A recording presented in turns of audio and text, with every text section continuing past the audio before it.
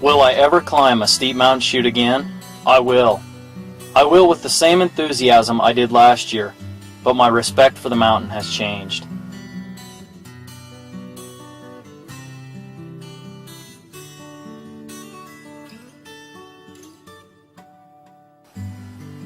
March 21st started out perfectly. I was very excited to go riding with Jim Phelan and the Big Sky Extreme team in the beautiful mountains of Montana. My friends, Steve, Wes, Ross, and I drove over to Lion's Head to meet Jim and the crew. As we pulled in, the clouds began to lift and the temperatures began to rise. We headed for the steep mountains around Lion's Head.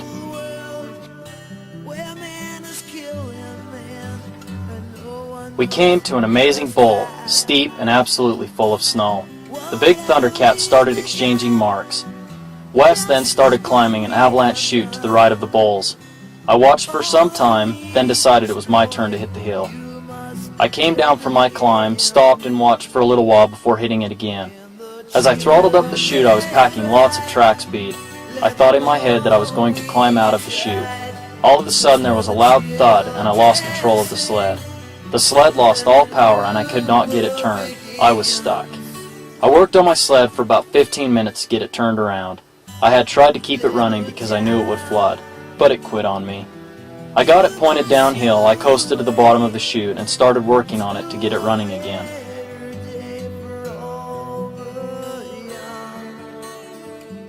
Trennis went by me and I gave him the thumbs up. I turned back around and was looking at my flooded sled when suddenly Ross screamed, "Run, Doug, run!" I turned to see the mountain coming at me. I was so scared. I looked down at my sled and thought, oh my God, I'm going to be buried. I started running toward the group of riders, but they were more than 150 feet away. I could hear sleds starting and knew they were running for their lives also. I saw a small pine tree and I grabbed onto it. The snow cloud slammed into me with tremendous force. The avalanche wind was blowing furiously and I could see nothing but white. I waited for the wall of snow to come and bury me. It never did. My thoughts immediately turned to Trennis. He had lost his sled and went under the snow over 1,000 feet up the hill. He was surely buried deep. But as the snow settled, I could see Ross standing by a hand that was sticking out of the snow. He started digging. I could hardly walk, I was so scared. I stumbled over to where I left my video camera. I picked it up to film the aftermath. A friend came up and told me that it was not our turn to die that day. Trennis was a very lucky man. We were all very lucky. All that can be said about March 21st is thank God no one was killed. I love freestyle hill climbing. I will climb steep mountain chutes again. I wake up every morning excited yet apprehensive of what might happen on the mountain. That is what I love. It's always an adrenaline rush. Every day you put it all on the line. Every day you push your body and your sled to their limits. Some days you cheat death and come home to your wife and kids.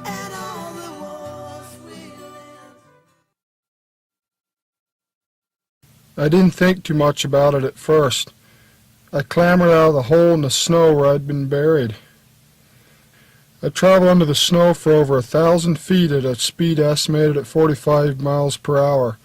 I came to rest with my right hand sticking out of the snow, my helmet ripped off, my mouth, nose, and ears packed with snow.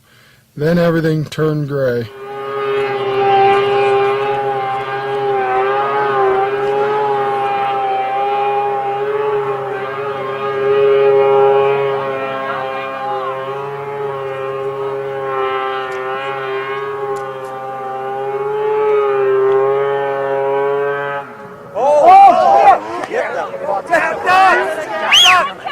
Go!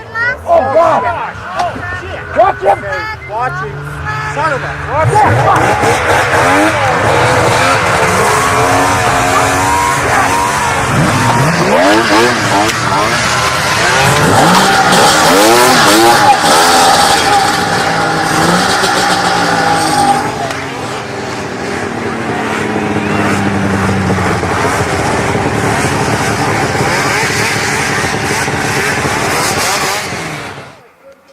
Can't really talk right now.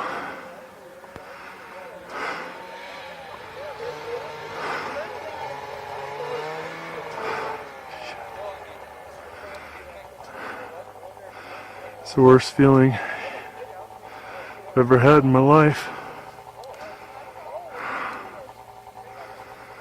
This is the avalanche scree. It broke in several different spots. It broke at the top, of course, just like last year. Broke through the trees too. That's what it didn't do last year.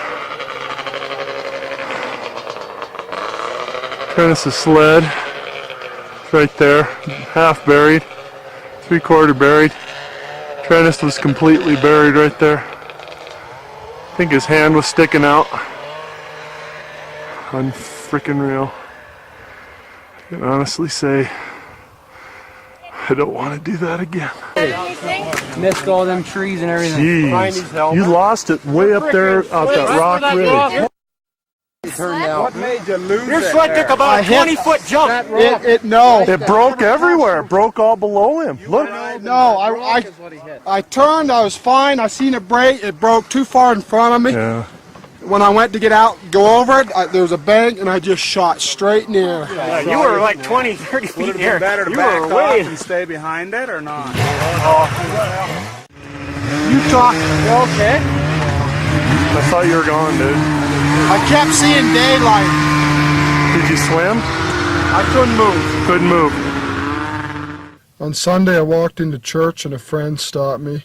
He said that on Thursday, the day of the avalanche, he had an overwhelming spirit come over him.